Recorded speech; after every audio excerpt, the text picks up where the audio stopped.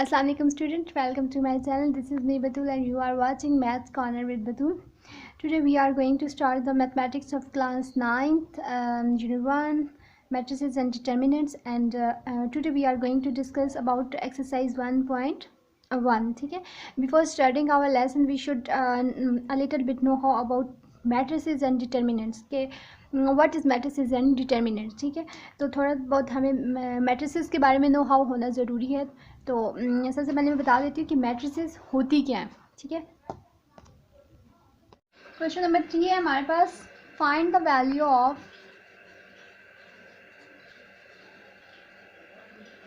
Of a b c and d which satisfy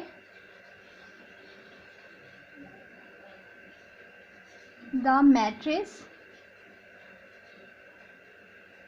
equivalence. ठीक है, तो ये हमारे पास सवाल है, इसको हम देख लेते हैं. अच्छा, नीचे एक क्वेश्चन, ये तो क्वेश्चन की स्टेटमेंट थी. हम नीचे, अब सवाल तो नीचे है. a plus c, a plus 2b, c minus 1 and 4d minus 6, ठीक है, is equal to 0 -7 3 and 2d. ठीक है, ये हमारे पास है क्वेश्चन. इसको हमने सॉल्व करना है कि कैसे. हमने क्या करना है, हमने वैल्यूज़ निकालनी है. क्या फाइंड करना है, value of a b c और डी. ठीक है, डी और सी की वैल्यूज़ हमने निकाल कर तो लिखनी है. ठीक है, अब आपने ये देखें, यहाँ पे हमारे पास 2 मैट्रिक्स हैं. एक जो है वो इस साइड पे लेफ्ट हैंड साइड पे और एक राइट हैंड साइड पे है. ठीक है, तो अब जो लेफ्ट हैंड साइड पे है, इस पर हमारे पास जो है वो नंबर्स में वैल्यूज़ नहीं है, कुछ हमारे पास अल्फ़ाबेटिकली वैल्यूज़ है. जैसे a प्लस सी है, a प्लस 2b है. अब a प्लस सी तो हमें पता है प्लस नहीं हो सकता. इसी तरह a प्लस 2b को हम कैसे प्लस करें, नहीं कर सकते. c माइनस 1 में से हम नहीं कर सकते 1 को माइनस. ठीक है, यहाँ पे कोई नंबर होता तो हम कर सकते हैं. 4d माइनस 6 को भी नहीं कर सकते. और यहाँ पे हमारे पास क्या वैल्यूज़ हैं, यहाँ पे हमारे पास हैं 0 -7 3 और 2d. ठीक है, अब ये देखें, ये जो है मैट्रिक्स की जो इंट्रीज़ होती हैं ना, ये वाली इंट्रीज़ जो है, अगर आपके पास इज़ इक्वल टू का साइन है. ठीक है, और 2 मैट्रिसेस है, इसका मतलब है ये जो फर्स्ट एंट्री है a प्लस सी, ये इस इक्वल टू का क्या मतलब होता है कि ये मैट्रिक्स जो है वो इस मैट्रिक्स के इक्वल है, यानी बराबर है दोनों एक दूसरे के. ठीक है, कैसे बराबर है, इसका मतलब है कि ये जो फर्स्ट एंट्री है a प्लस सी, ये 0 के बराबर है. a प्लस 2b किसके, -7 के बराबर है. c माइनस 1 3 के बराबर है. 4d माइनस 6 2d के बराबर है. ये मैं नहीं कह रही, ये क्वेश्चन कह रहा है. ये आपके पास क्वेश्चन जो है वो बुक वालों ने खुद दिया है. उन्होंने कहा है कि a प्लस सी 0 के बराबर है, जो उन्होंने लिख दिया है. ये फर्स्ट एंट्री के बराबर है, सेकंड एंट्री के बराबर है, थर्ड एंट्री के, और फोर्थ एंट्री के बराबर है. ये आपके बुक वाले कह रहे हैं. ठीक है, तो उन्होंने ये हमें क्वेश्चन दिया. उन्होंने कहा कि मैंने इनको बराबर हमने कर दिया, आप इनकी वैल्यूज़ निकालें. तो हम लिखेंगे एज वी नो दैट, हमें पता है कि a प्लस बी किसके इक्वल है, a प्लस सी किसके इक्वल है, 0 के.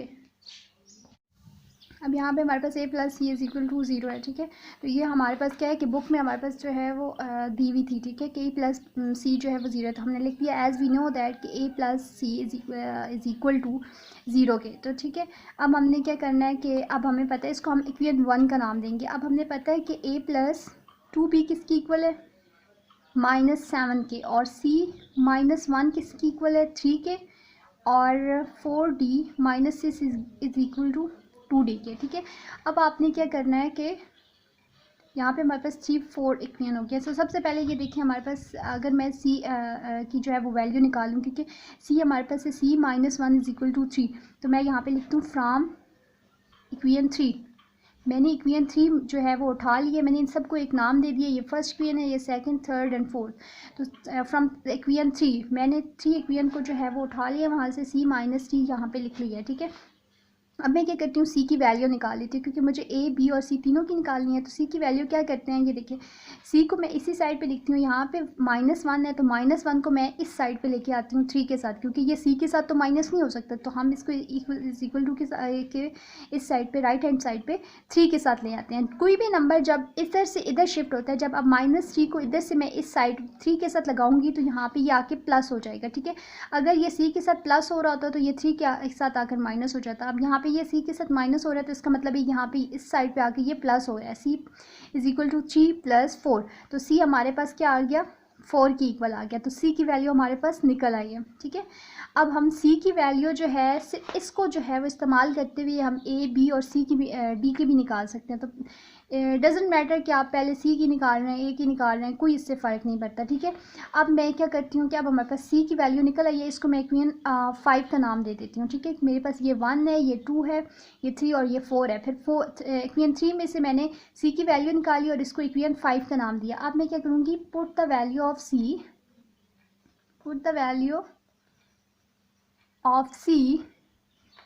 in put the value of c in equation 1, ठीक है। नजर अब हमने क्या करना है कि put the value of c in equation 1, यहाँ पे मैं इक्वेशन 1 को उठाऊंगी a + c is equal to 0 और इसमें क्या करूँगी, put the value of c की वैल्यू मेरे पास निकल आई है a + c की वैल्यू हमारे पास 4 है तो मैं 4 लिखूँगी इज इक्वल टू 0। अब ये देखिए मैंने a की वैल्यू निकालनी है तो a को मैं इसी साइड पे रखूँगी और 4 को इस साइड पे ले आऊँगी। जब 4 इधर आके जो है वो इसके साथ हो जाएगा 0 के साथ -4 हो जाएगा, तो आंसर हमारे पास क्या निकल आएगा, -4। तो a की वैल्यू हमारे पास आ जाएगी -4।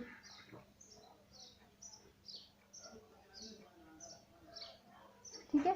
अब ये देखिए यहाँ पे 0 a + 4 इज इक्वल टू 0 है। 4 को जब मैं इस साइड पे लेके आऊँगी तो ये माइनस हो जाएगा, ठीक है। 0 - 4 आ जाएगा, तो a की वैल्यू अब 4 के साथ माइनस है तो आंसर में माइनस ही आएगा। 0 में से -4 माइनस करेंगे 4 ही आ जाएगा, और बड़े नंबर के साथ माइनस का साइन हो तो फिर आंसर में भी माइनस ही आता है। तो ए हमारे पास आ गया 4, यानी यहाँ पे ऊपर हमारे पास सी की वैल्यू भी निकल आई, सी 4 है और ए हमारे पास है -4। अब हमने देखना है कि ये देखिए इक्वेशन 2 जो है इसमें अगर मैं ए की वैल्यू पुट करूँ तो मेरे पास बी की भी निकल आएगी, ठीक है, निकल आएगी ना।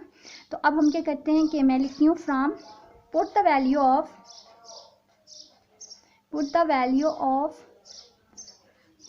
ए इन इक्वेशन 2, ठीक है, इक्वेशन 2। अब मैं इक्वेशन 2 में इसको पुट करती हूँ। यहाँ पे हमारे पास ए जो है वो -4 था plus 2b as it is लिखेंगे और इज इक्वल टू -4। अब ठीक है 2b। अब ये देखिए मैं -4 को इस साइड पे लेकर आ रही हूँ, क्यों करके, क्योंकि मुझे b की वैल्यू निकालनी है और b को मुझे सेपरेट छोड़ना है इस साइड पे, ठीक है। -4 जब इधर आएगा तो क्या आ जाएगा, +4, और यहाँ पे हमारे पास 2b इज इक्वल टू -4 में से जब 4 माइनस करेंगे तो हमें पता है कि 3 आ जाता है और 7 के साथ माइनस है तो इट्स मीन यहाँ पे माइनस आएगा, ठीक है। अब हमने ये देखो b को अकेला छोड़ना है ना, b की वैल्यू निकालनी है, तो b को मैं यहीं पे रखूँगी। अब ये देखिए 2 जो है वो b के साथ मल्टीप्लाई हो रहा है, 2b, तो जब कोई चीज़ इधर मल्टीप्लाई हो रही हो तो उसको अगर हम दूसरी साइड पे शिफ्ट करें तो दूसरी जाकर वो डिवाइड में आ जाएगी, ठीक है। कोई चीज़ इधर माइनस हो रही हो तो इधर आके वो जमा हो जाती है, कोई चीज़ इधर जमा हो रही हो तो इधर आके माइनस हो जाती है। जब आप उसको शिफ्ट करते हैं तो उसकी साइन, उसकी जो है वो फॉर्मेशन चेंज हो जाती है। अब यहाँ पे 2 जो है वो b के साथ मल्टीप्लाई हो रहा था, जब मैंने 2 को उठा के इधर किया है तो ये डिवाइड हो गया। क्यों किया है, क्योंकि मुझे b की वैल्यू निकालनी थी। अब मेरे पास b की भी निकल आई है, ठीक है। अब हमने d की निकालनी है तो d तो हम करेंगे फ्रॉम इक्वेशन 4, ठीक है। तो हमारे पास इक्वेशन 4 क्या थी, 4 इक्वेशन हमारे पास है 4d - 6 is equal to 2d, ठीक है। तो अब ये देखिए 6 को मैं इधर शिफ्ट कर लेती हूँ और d को इधर ले आती हूँ। देखें 4d, अगर मैं 6 को इधर ले आऊँ तो ये इधर आके प्लस हो जाएगा, और यहाँ पे देखिए ये 2d, तो मैं d वाली वैल्यूज़ को इकट्ठा कर लेती हूँ, क्योंकि अब 6 तो इसके साथ नहीं माइनस हो सकता ना, क्योंकि ये d है, 4 के साथ d लगा हुआ है, लेकिन 2d अगर इधर आएगा तो इधर 2 की d के साथ प्लस है तो इधर आके माइनस हो जाएगा, और 6 के साथ इधर माइनस है इधर आके प्लस हो गया, ठीक है।